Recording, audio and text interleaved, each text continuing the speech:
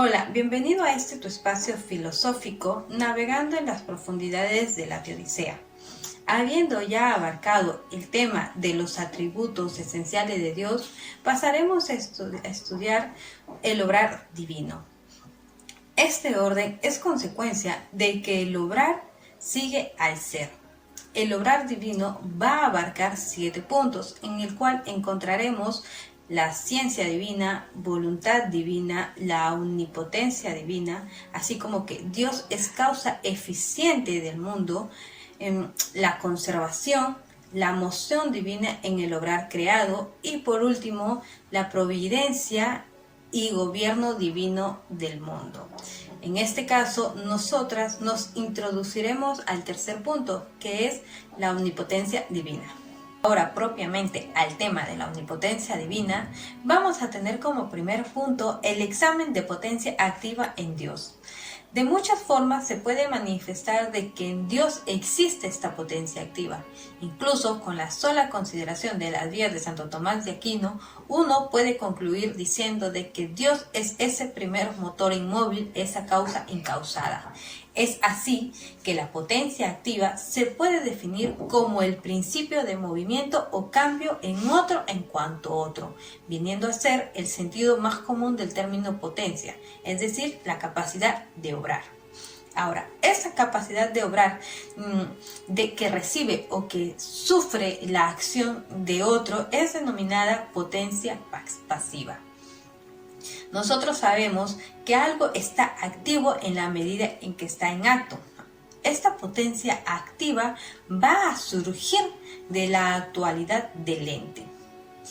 Como la potencia pasiva resulta del ser en potencia, la potencia activa va a resultar del ser en acto, pues cada uno va a obrar en cuanto está en acto y va a recibir en cuanto está en potencia. Ahora, en Dios le compete ser en acto y luego le compete ser potencia activa. Entonces, nosotros afirmamos de que algo va a estar activo en cuanto está en acto y Dios viene a ser ese acto puro. Luego viene a ser activo, es decir, que hay en él potencia activa. Asimismo, podemos decir de que la potencia pasiva no se da en Dios, no puede darse en Dios. Santo Tomás de Aquino va a aportar el siguiente argumento, en el que nos dice que todo lo que obra en cuanto está en acto. Nos va a decir, por lo tanto, cuanto más deficiente tienen el ser algunas cosas, tanto menos activas son. Como se ve en la materia prima, donde no hay potencia activa por par, el último grado entre los entes. Como consecuencia, la potencia activa se ajusta a la esencia. Entonces, por ello, podemos decir, cuanto más ser tienen los entes, más activos son. De ahí de que Dios no tiene ser, sino que es el ser por esencia. Es así que él va a tener la máxima potencia activa. En consecuencia, podemos decir de que Dios no le puede faltar esa potencia activa, ya que viene a ser como una perfección, y nosotros sabemos de que Dios encierra en sí todas las perfecciones. Como segundo punto vamos a tener la identidad del ser y la potencia activa de Dios. Como hemos dicho al inicio, la potencia activa se reduce al acto y es por ello que puede aplicarse a Dios. Podemos decir que al acto correspondiente a la potencia activa es la acción. Sin embargo, no significa que potencia activa y acción sean lo mismo, sino todo lo contrario. Y es que, por ejemplo, cuando la primera lleva aparejada una cierta pasividad, es decir, que tiene que pasar de ser potencia a ser acto.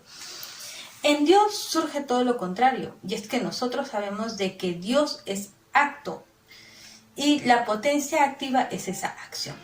Para probar esto, Santo Tomás de Aquino va a señalar que la acción de una cosa es cierto complemento de su potencia, pues es respecto de ella lo que el acto segundo a la primera.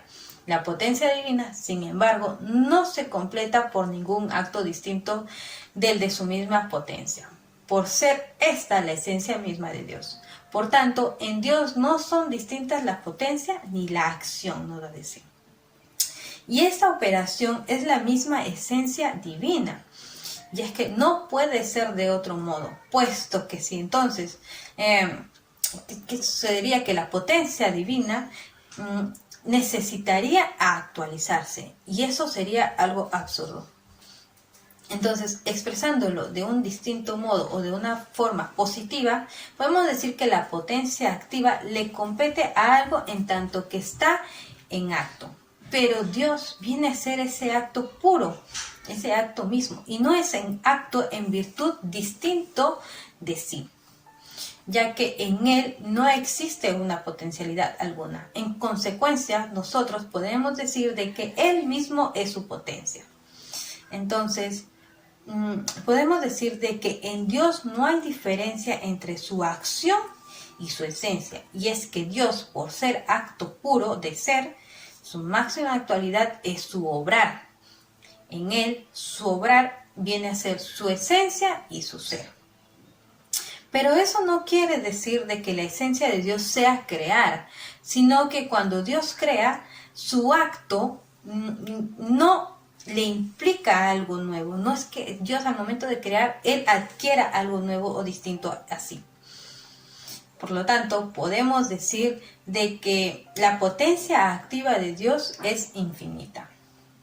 Esto es todo lo correspondiente al punto de la identidad del ser y la potencia activa de Dios. Ahora voy a dar pase a mi compañera. La omnipotencia de Dios. Según Santo Tomás de Aquino, nos dice que para comprender el verdadero sentido de esta omnipotencia, partiremos de la premisa: Dios todo lo puede. Para comprender su potencia activa, que se extiende de manera intensiva y extensiva. Intensivamente, en cuanto que contiene todas las perfecciones del ente. Esta es eterna e infinita. Y extensivamente, en cuanto que todo lo alcanza, puesto que todo Él lo ha hecho. Esto es el sentido propiamente dicho de la omnipotencia. Desarrollémoslo, pues, desde Dios que hace al ente. Todo agente produce algo semejante en sí. Dios, que contiene en sumo grado todas las perfecciones, entre ellas la principal de la que hablaremos, contiene el ser en sumo grado. Este ser es el que le permite dar la existencia al ente. Y este ente cabe dentro de las posibilidades de existir. Por ello diremos que es posiblemente absoluto. Tiene razón de ente en cuanto que pertenece a los posibles absolutos y no cae en la contradicción del ser y el no ser. Llegamos a esto comprendiendo que en la sabiduría de Dios, la sabiduría divina, se contienen todos los posibles absolutos. Gracias a que este ente es posiblemente absoluto, su existencia se puede dar, es que por la voluntad divina se hace. A esto le diríamos que el ente es efecto de Dios. Dios puede hacer cosas mejores, puesto que en su sabiduría divina están contenidos un mundo de posibles. Mas estos, sin la voluntad divina que no sigue la necesidad de la naturaleza del mundo, no se realizan. Concluir este pequeño fragmento de la posibilidad de la existencia del ente gracias a la omnipotencia de Dios, diciendo que si hay un límite es pues por la cosa. No hay límites en cuanto a la potencia de acción de Dios.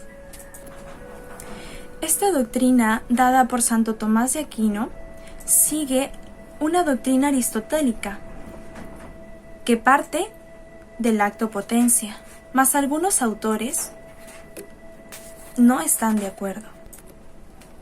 Estos son Plotino, Juan Escoto, Nicolás de Cusa y Leibniz. Y entre ellos, Nicolás de Cusa, en su largo caminar en la búsqueda del nombre más apropiado para Dios, se encuentra con el absoluto del poder ser. Este va a ser el centro de su pensamiento. Poses es la fusión de pose y ese, es decir, de poder y ser. Atribuido a Dios es poder y ser, posibilidad y actualidad. Según Nicolás de Cusa, expresa lo siguiente, que pose está en la primacía y de esa manera recae sobre el poder y no sobre el ser. Sin duda alguna, aquí estamos viendo por qué línea está yendo Nicolás de Cusa. De esta manera, Dios es el poder absoluto y no el acto absoluto. Vemos que Nicolás de Cusa utiliza un lenguaje aristotélico en cuanto a términos metafísicos, pero el significado que les da es distinto. Por eso es que aquí es importante la intervención de Gadamer en lo que corresponde a la interpretación de Cusa. Él dice de que Cusa no ha ido a la expresión tradicional del actus purus, es decir, del acto puro. Para poder entender mejor por qué la línea que sigue Nicolás de Cusa es criticable, nos remitiremos a la metafísica aristotélica. En primer lugar, hay que saber distinguir qué es el acto y qué es la potencia. Acto es aquella perfección que el sujeto tiene, que el sujeto posee. En cambio, potencia es la capacidad de tener o recibir una perfección. Dicho esto, entonces el acto está en la primacía ontológica y la potencia se ordena al acto. Además, la consistencia de la potencia participa del acto. Sin embargo, esto es rotundamente rechazado. ¿Por quién? Por Nicolás de Cusa, ya que él considera que el pose es el absoluto de todo, es decir, el poder es el absoluto de todo. De esta manera, ¿por qué llega a ese punto? Porque no distingue entre potencia real y potencia lógica, ya que él emplea indistintamente los términos posibilidad, potencia o poder. Es decir, no los sabe diferenciar, los utiliza en cualquier aspecto como si fueran sinónimos. El postulado de Nicolás de Cusa conduce a la transformación de la doctrina metafísica del acto y la potencia. Además, se acerca de algún modo a las doctrinas sostenidas por Avicebron, Escoto y Ockham, ya que ellos sostienen que la potencia es la primacía, y Nicolás de Cusa no es ajeno a ello, porque lo que él hace es que invierte la doctrina metafísica aristotélica. De este modo, la potencia es la primacía y el acto se subordina a la potencia. La primacía conduce a considerar al absoluto como posee, y el absoluto o Dios es todo lo que puede ser, es posibilidad increada, es enteramente potencia. Sin duda alguna, aquí Nicolás de Cusa deja de lado de que Dios haya existido desde siempre. Posee contiene todos los elementos que constituyen el nombre divino de Dios, pose. Sin embargo, en su obra Ápice Teoriae hace una distinción entre pose y posee. Pose justamente se considera prima a la consideración dinámica y posee prima a la consideración estática. Posee es el ser que contiene todas las posibilidades. Contener todas las posibilidades. Ser posibilidad absoluta. Esto quiere decir que ese ser es posibilidad eterna. Además, aquí justamente Nicolás de Cusa no señala la primacía del acto, sino más bien todo lo contrario, realza la primacía de la potencia, y aplicado al origen, el absoluto es posibilidad absoluta, dejando de lado por completo que Dios sea acto puro. Por ello, es importante de nuevo remontarnos al aristotelismo, porque según Aristóteles, posibilidad sin referencia a la actualidad es nada. ¿Por qué? Porque está desgajada del ser. Sin embargo, potencia activa tiene consistencia ontológica, y de esta manera, aplicado al origen, ya que el acto se encuentra estrictamente anterior a la potencia, lleva a considerar al absoluto como acto, como puro acto. Por ejemplo, la creación está fundamentada en el acto que es Dios. Es decir, Dios no necesita de los otros para existir. Dios es el acto puro. Más bien, Él es quien otorga el ser para que pueda existir la realidad, para que puedan existir los entes. De esta manera, aquí cabe hablar de Dios como potencia activa, como omnipotencia en cuanto principio del ser de las cosas. Pero esta acción divina no comporta pasividad alguna, ni mucho menos el paso de la potencia al acto. Por ello, aquí Dios no es propiamente potencia, sino que Dios es el acto puro. Sin embargo, Nicolás de Cusa considera el absoluto que es posibilidad increada. Esto es señalar que no hay realidad actual sobre él. Es posibilidad absoluta, es decir, que es el fundamento de la actualidad. Es poder puro, no acto puro. Dice que es poder absoluto, no acto absoluto. Sin embargo, se llega a la conclusión de que en Dios ya está todas las perfecciones y no necesita de más perfecciones. ¿Por qué? Porque Él es infinitamente perfecto. Él es el acto puro. Más bien es Él que, gracias a que otorga el ser, puede existir la realidad.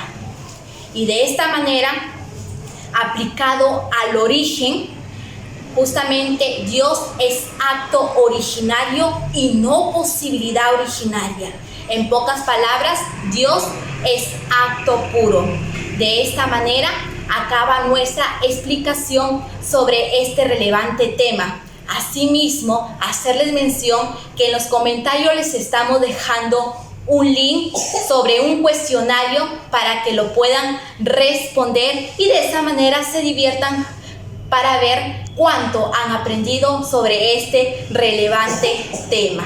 Nos vemos en un próximo video en este tu espacio filosófico, navegando en las profundidades de la Odisea. Muchas gracias.